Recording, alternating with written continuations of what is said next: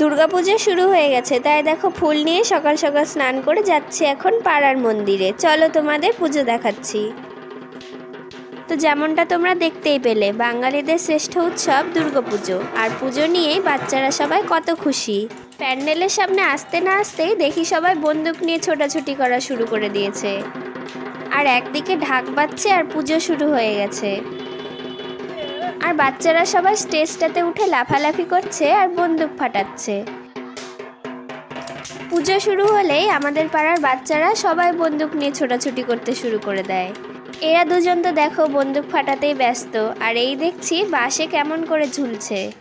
আর এইদিকে একটা লোক চেয়ারের মধ্যে আরামসে ঘুমোচ্ছে, আর পাশে একজন এসে কেমন করে বন্দুক দিয়ে ভয় দেখালো দেখো। আর এই ছোট ছোট বাচ্চারা চেষ্টা করছে ঢাক বাজানোর জন্য। ওরাও ঢাকওয়ালার মতো ঢাক বাজানোর চেষ্টা করছে আর স্টেজে উঠে আনন্দে লাফাচ্ছে। আমাদের এই স্টেজটাতে প্রতিদিন সন্ধ্যাবেলা করে সাংস্কৃতিক অনুষ্ঠান হয়, আর নানা ধরনের খেলাও খেলা হয়। এতক্ষণ মাইকে বকাবকি করে ওরা মনে হয় হাঁপিয়েই গেছে, তাই দেখো খেলার মাঝে আবার খাওয়া দাওয়া করে নিচ্ছে। আর এদিকেই চলছে পুজোর প্রসাদ রান্নার কাজ। কড়াই ভর্তি করে গরম গরম খিচুড়ি রান্না হচ্ছে। এই খিচুড়িগুলো পাড়ার সব লোকজনদের জন্যই রান্না করা হয়। পুজো দেখতে দেখতেই এদিকে দেখি সায়ন আর ঈশানও বন্দুক নিয়ে চলে এসেছে। আমি আর আমার সব সঙ্গী সাথীগুলো সবাই এক জায়গায় বসে পুজো দেখছি।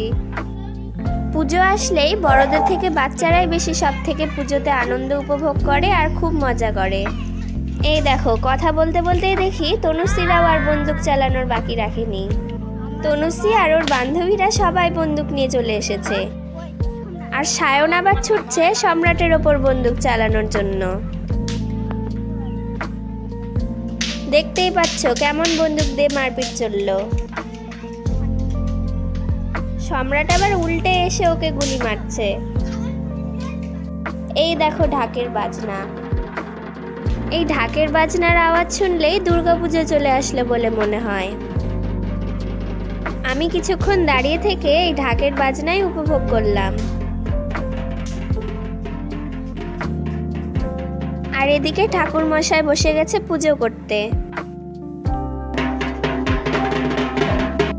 তো দেখো দুর্গা ঠাকুরের পুজো কিভাবে হচ্ছে। ছোট থেকে বড় সবাই বসে বসে পুজো দেখছে। ঢাকটা কিন্তু এই জেঠুটা খুব সুন্দর বাজায়। প্রত্যেকবার এই জেঠুটাই আমাদের পাড়ায় ঢাক বাজানোর জন্য আসে। এদিকে দেখি এই বুনুটা মেহেন্দি পরে চলে এসেছে। পুজোর সময় বাচ্চারা সবাই প্রায় হাতে মেহেন্দি পরে। আর পুজোর রান্নাবাড়ির জোগাড়ের কাজ তো চলছেই, তাই দিদি দেখো সবজি ধুচ্ছে। এই সবজিগুলো দিয়েই পূজার রান্না করা হবে। এদিকে জেঠিমুনি বেগুন ভাজছে আর অন্যান্য রান্নাবাড়িও হচ্ছে। রান্নার পাশাপাশি কেউ কেউ পাশে সবজি বানাচ্ছে। তো দেখো কতজন মিলে রান্না করার সবজি তৈরি করছে। দিদিরা সকালেই স্নান করে এখানে এসেছে আর দুজনেই পুজোর জোগাড় করছে।